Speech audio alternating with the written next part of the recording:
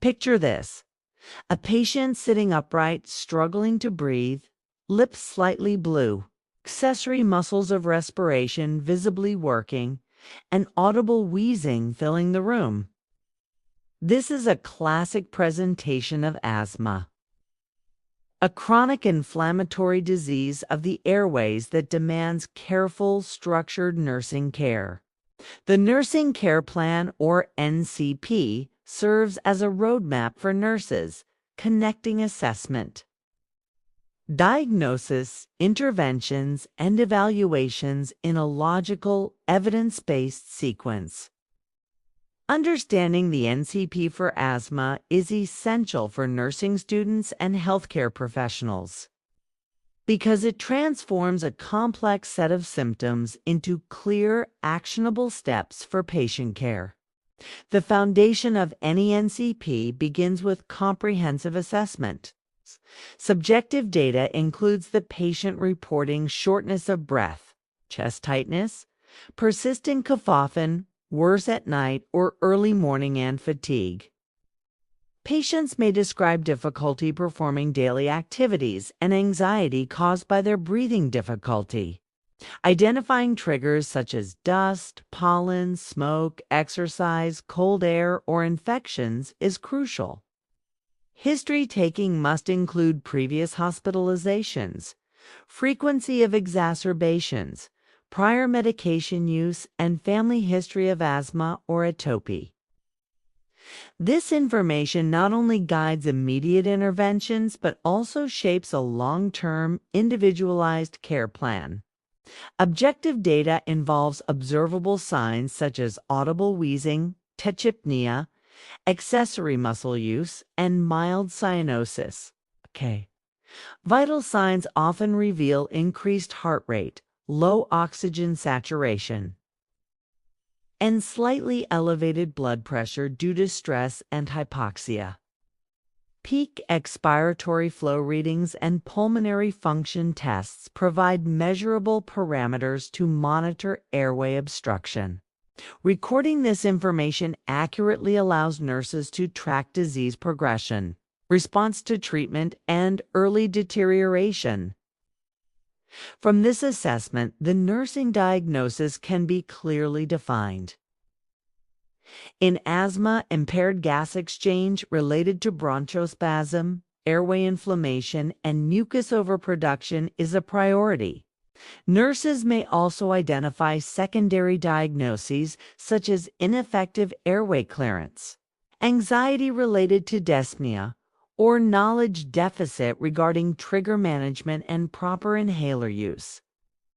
Understanding the pathophysiology behind each symptom, bronchial constriction, edema, and mucus production is vital.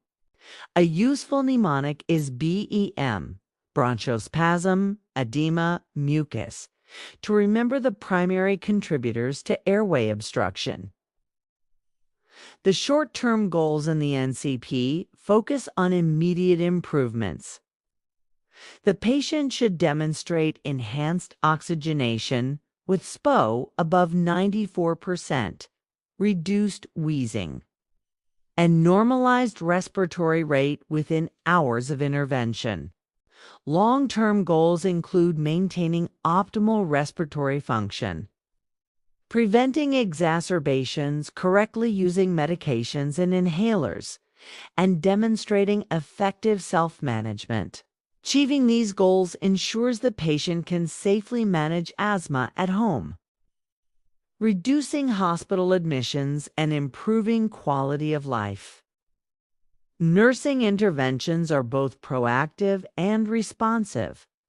Monitoring the patient's respiratory status and oxygen saturation continuously is essential, especially during acute exacerbations.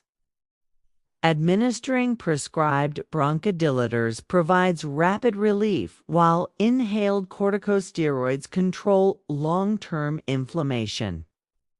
Positioning the patient upright or in high Fowler's position maximizes lung expansion, eases breathing, and reduces work of respiration.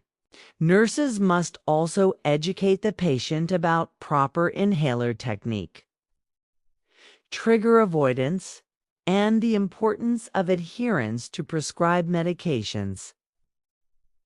Hydration is encouraged to thin mucus and breathing exercises, such as pursed lip breathing. Help reduce airway resistance and anxiety. Short-term evaluation focuses on immediate improvements, such as increased oxygen saturation, decreased wheezing, and more effective breathing patterns. This evaluation confirms the efficacy of interventions and identifies areas that require adjustment. Long-term evaluation examines sustained outcomes. The patient consistently maintains adequate oxygen levels, demonstrates correct inhaler use, adheres to medication schedules, avoids triggers, and follows a personalized asthma action plan.